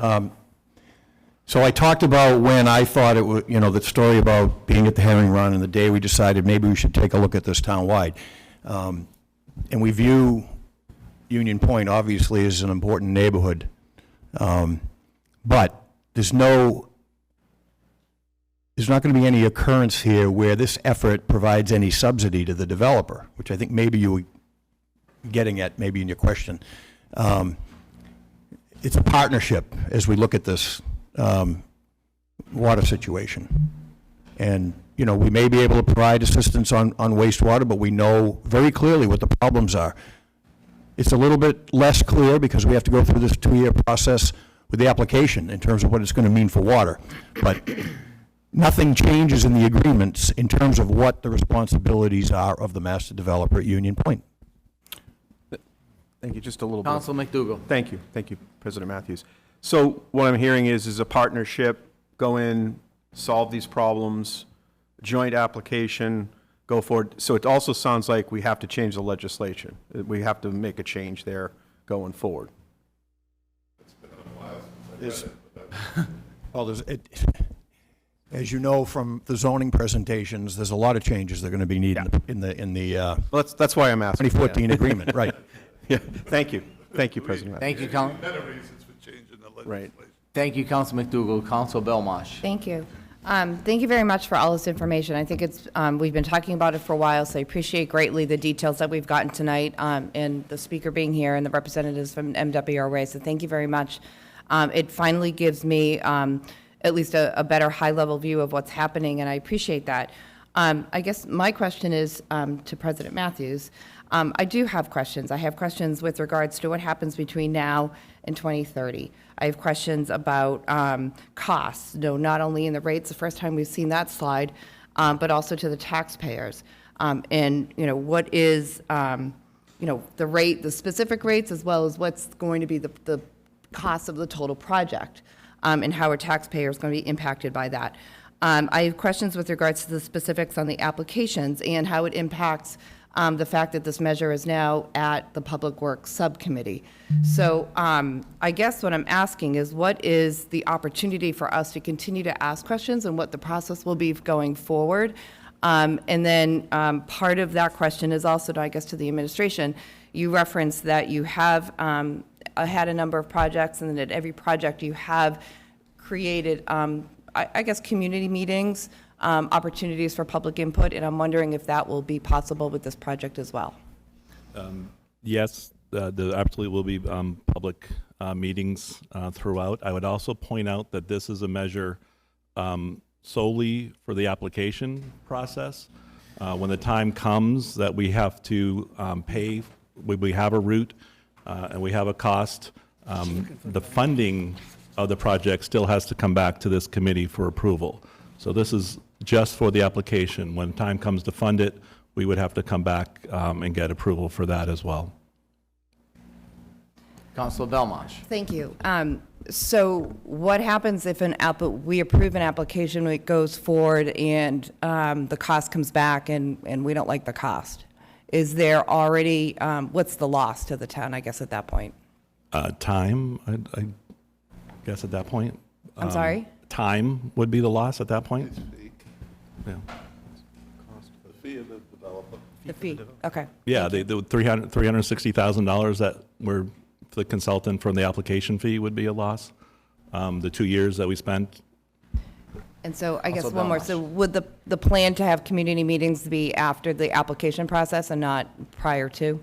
I think it would be when we have, you know, it was tough deciding, you know, this was always, coming to the town council was always part of the MWRA process, the application process. The difficult decision was, you know, we know you like to have information. So it was that balance between having enough information or some information to give you versus waiting too long for it to be down the road and us to put all that effort in case you happen to say no. So that was the balance there, and I think that's going to be the balance moving forward of each of those decision points. When do we have enough information to get that input from the public? It's a long process, so it's going to be those decision points along the way that help us decide when such meetings will take place. Councilor Belmarsh. And one more. So will administration be available for the Public Works meeting to talk about the application process? Yes. Thank you. Again, if it's timed, I mean, it was a difficult, I know what you're referencing is that we weren't able to make some recent subcommittee meetings, and part of that reason is, you know, the timing of it is a 2-year process, so that I didn't think that needed to happen, some of it right now, but we're insanely, as you guys are this time of year, you know, tonight we had, you know, 3 presentations with budget management, the MWRA, and we're still going to be doing town meeting and the budget presentation. And so it was just a time restraint on our end that we couldn't make those last couple of subcommittee meetings.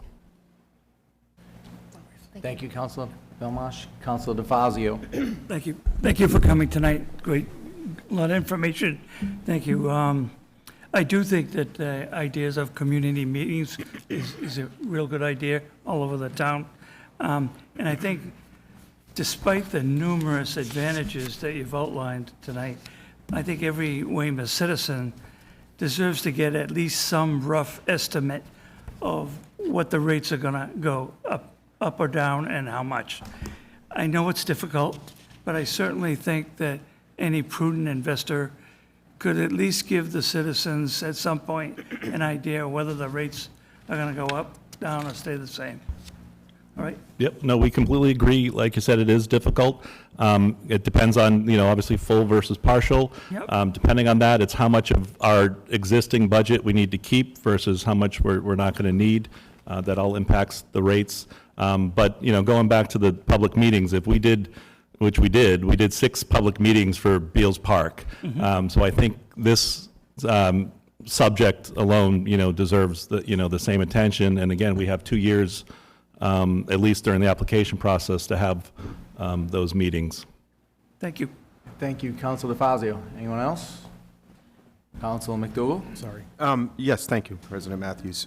So one thing I didn't see was the total build-out looks like around 6 or 7 years.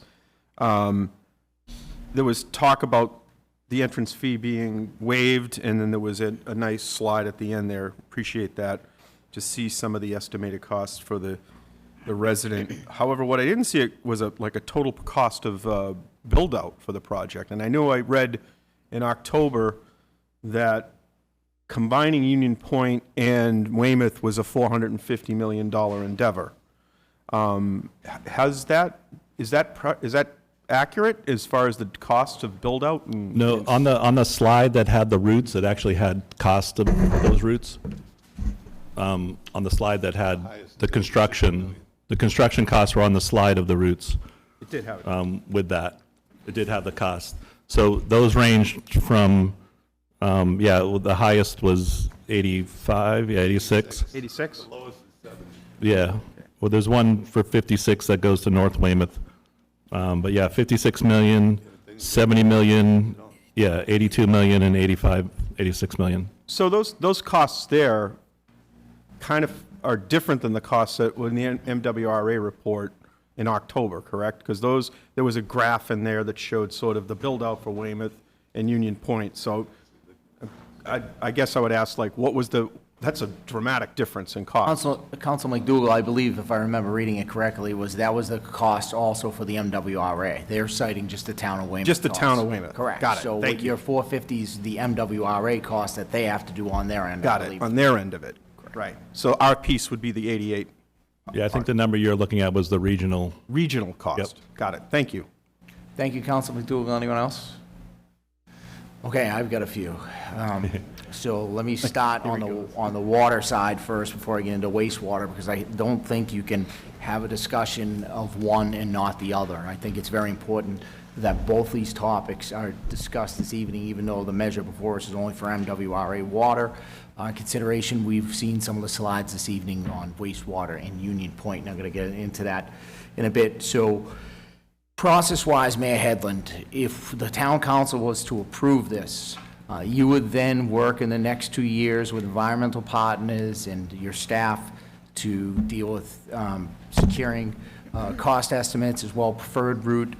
In the meantime, would you also be working on costs associated, what it would cost for the SRA and their portion of it, as well as the master developer? I mean, as Council McDougal alluded to earlier, the enabling legislation, there's language in there that Speaker Mariano put in there to protect us as a community, and one of those protections was to require the master developer to find a permanent water source and not the town of Weymouth. So, you know, I'm hoping that process-wise, if the council is to approve this, that before we get to approving any funding source request for a permanent thing, that, you know, we see agreements with you and the SRA as well as the master developer and what their portions would be to pay for this.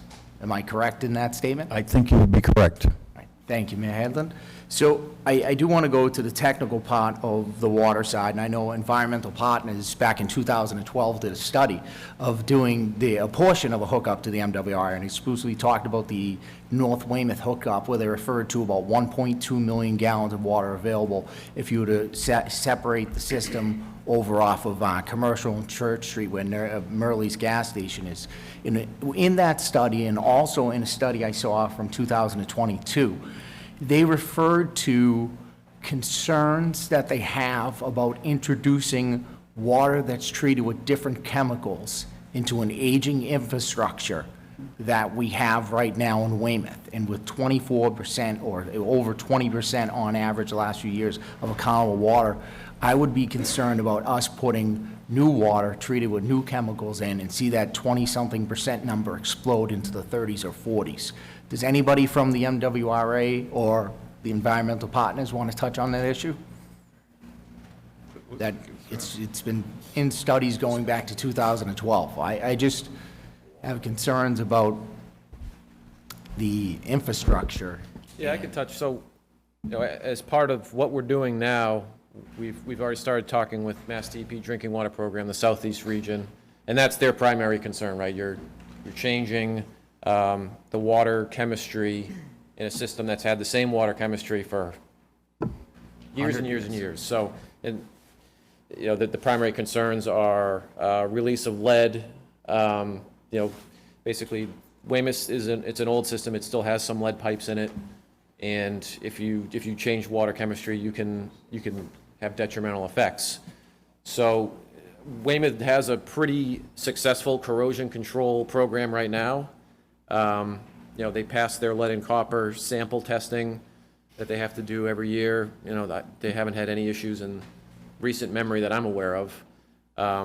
So, like, we haven't gone through this process with the Mass DEP yet to say exactly what we're going to do, but basically we're going to have to do a pilot study, and we're going to have to show them that we're not going to have any detrimental effects. You know, we work at the MWRA, here's the water quality that's going to come in, here's Weymouth's water quality, here's what we think is going to happen when they mix, or if they don't mix, just changing it from Weymouth water to MWRA water, what could possibly happen.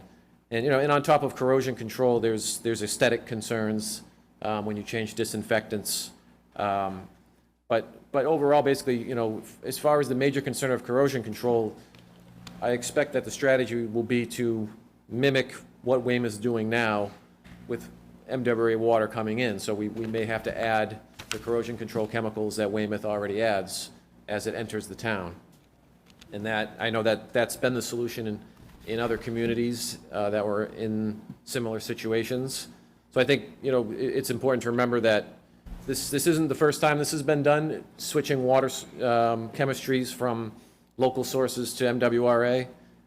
There is a sort of a track record in other towns where, you know, problems have come up and solutions have been found. So, and Mass DEP drinking water program is involved every step of the way. So, it's a process we have to go through, but they're not, you know, insurmountable technical challenges.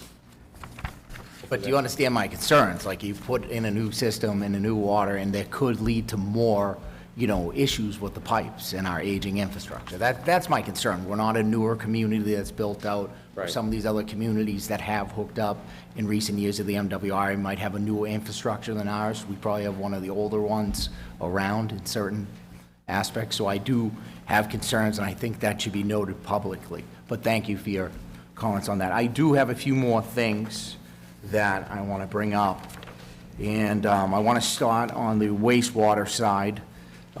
This is going to take a few minutes here. So there was 2 studies that have been done that I've been reading. There was one from Weston and Sampson back in 2022 that talked about the capacity issues of wastewater in the town of Weymouth. As well, it was noted in a second study, which was the MWRA study that was done back in October of 2022. And I want to read one of the paragraphs that, you know, concerns me, that we're averaging about 4.5 million gallons of water a day. But what are we putting into the wastewater system? And this is what we need to talk about. Okay, so this was, again, back from a Weymouth Water and Sewer Capacity Analysis, November of 2022. It talks about sewer capacity analysis.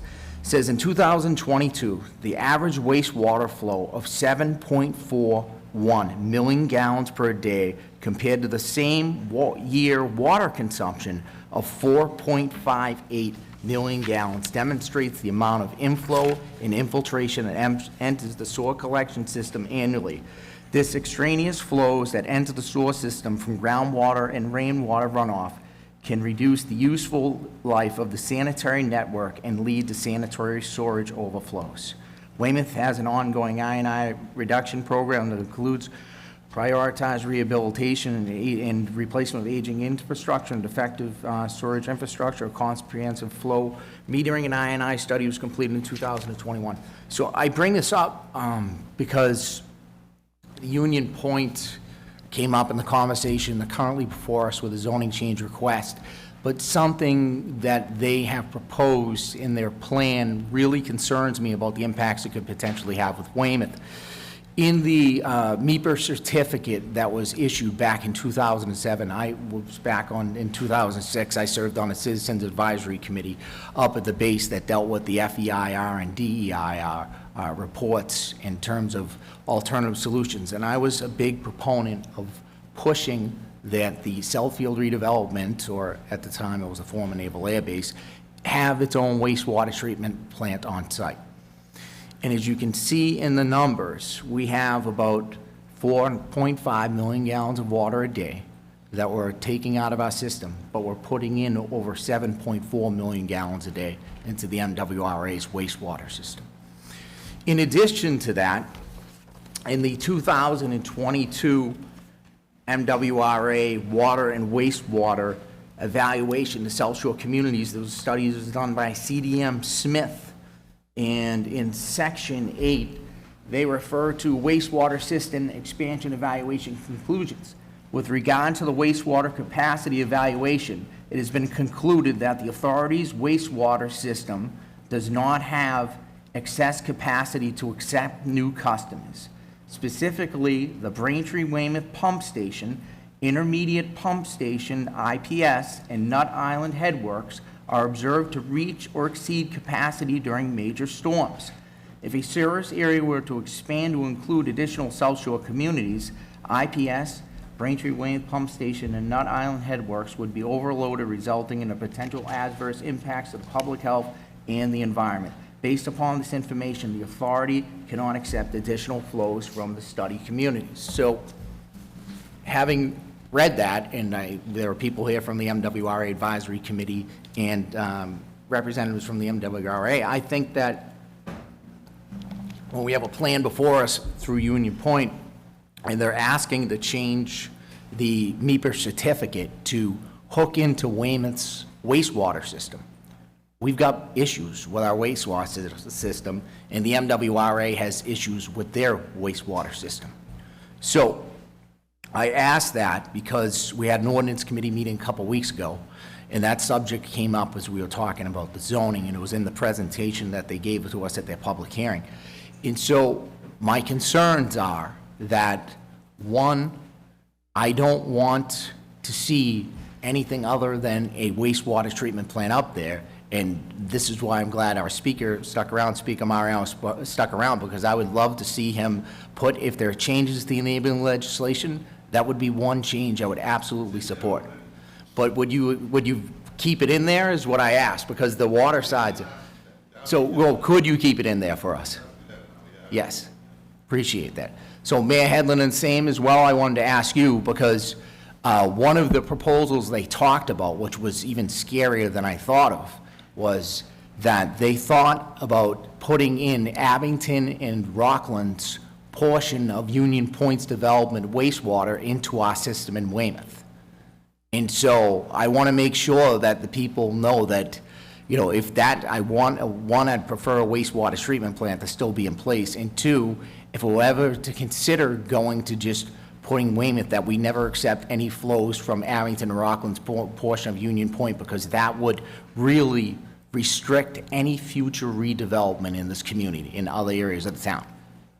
Mayor Headland, when you agree, Yeah, we agree with that, and I think, we touched upon the limitations of what MWRA capacity is beyond our borders, and getting stuff from Weymouth to Nut Island. We know about the I&I, and, I give a little credit to Mayor Madden for a lot of work that was done on I&I. I can remember coming down with state officials and announcements for grants, I think, that were made back then for I&I work along the Back River. You remember we used to have closed clam flats because of the I&I infiltration into the Back River and pollution that occurred. I know that we have folks from the Back River Watershed Association, Linda's here. So the town did make a lot of investment in that, and there's still a long way to go, we know, but we know what the parameters are. We know what the, is going to be needed to do by the developer up there.